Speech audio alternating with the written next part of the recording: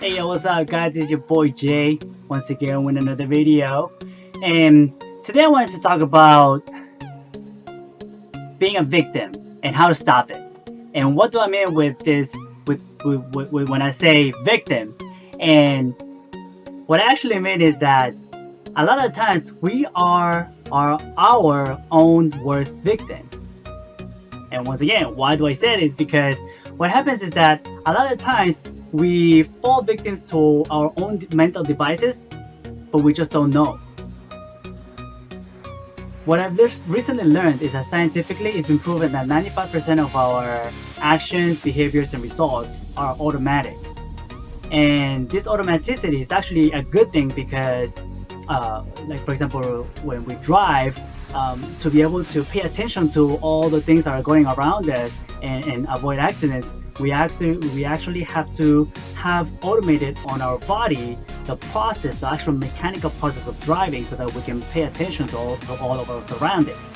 So automation works in our favor. However, the hiccup is that we automate 95% of the things, and that means that a lot of the times we're gonna automate thought processes and mechanical behaviors that do not work on our favor. And there are three keys to address it. Number one is that you actually have to develop a way to look at your actions and results and seeing what are you producing that you don't like. Number two is, now that you know what it is that you don't like, you can actually choose the opposite or something favorable to you and start to install that program in your as an automatic process. And number three, stick around to find out what number three is. It's really important. So I'll give you an example with myself. I kept on for many years telling myself that I have a weak left ankle. And what that meant is that for some strange reason, my left ankle kept on getting sprained. And I have no explanation for it. It's that sometimes I'll just be walking down and I would just step funny and I would twist it. Bizarre. Or especially if I play basketball, trust me, if I play basketball, at some point it will get sprained. And not in every game, but I will sprain it. Or even if I'm working out or something, sometimes I will be doing lunges, or I'll be doing jumping squats or something, and for some reason I'll kind of step funny on my left ankle and twist it. And it's funny because my right ankle, I think I've only twisted it once. Now, once I was able to accept the fact that at one point in my life, I sprained it, and I told myself, oh, I have a weak left ankle, and I kept on perpetuating that thought every time I sprained it. I would say, oh yeah, left ankle is the weak one, of course it's gonna get sprained. So I kept on repeating that thought pattern. Once I was able to, from a step behind, look at it and say, hey, I actually kind of perpetuated that result by telling myself that I have a weak left ankle. What can I do about it? I accepted it. I took responsibility for it, not as in guilt, but I was just said, hey, okay, so that's what happened. That's fine. What I did next is that I was able to look at the polar opposite, which is I have a perfectly healthy left ankle. And I really visualized in my mind my left ankle being completely healthy, me exercising like I always love to do, running, jogging, working out, playing basketball, all these things, right? And enjoying having a completely healthy and vigorous body. Now, number three is that I set a picture of a specific goal in mind, right? I give a lot of specificity. And what does that is that when you have a very specific goal, it helps you focus your mental energy and power and thoughts towards the end that you want to achieve.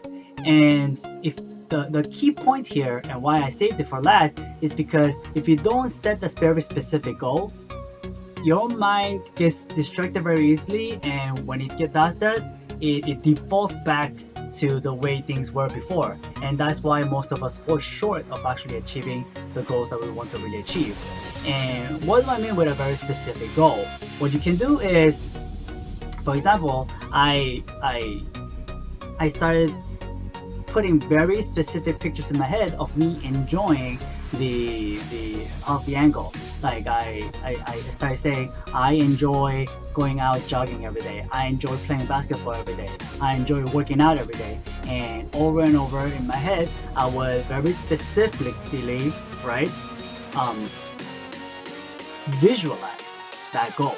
Right? Very specific. It's very specific actions. Like if I'm working out, I would think about the gym that I go to, and I would think about what exercises I'm doing. Or if I'm jogging, I would think about where I'm jogging, right? The scenery, and I still remember because I love the park that I go to jog, because it's like it's a tree-lined path and it feels amazing. So I would picture those great things in my mind. Now, I know that goal setting is not the most comfortable thing for a lot of us.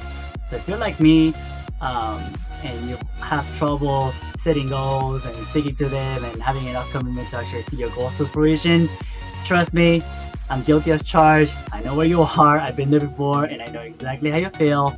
And I actually wanted to share that I came in contact with people in my life lately, especially mentors, that have guided me in the process of being able to set goals that actually empower you, and not just simply having goals, but having a support community around you that propels you to achieve those goals is key.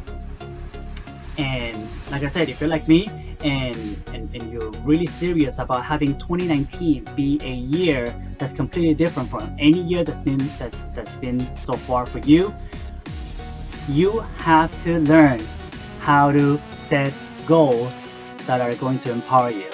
In order to do that, you need to learn it. It's a skill, right? Anybody can learn it, because I learned, if I learned it, so can you.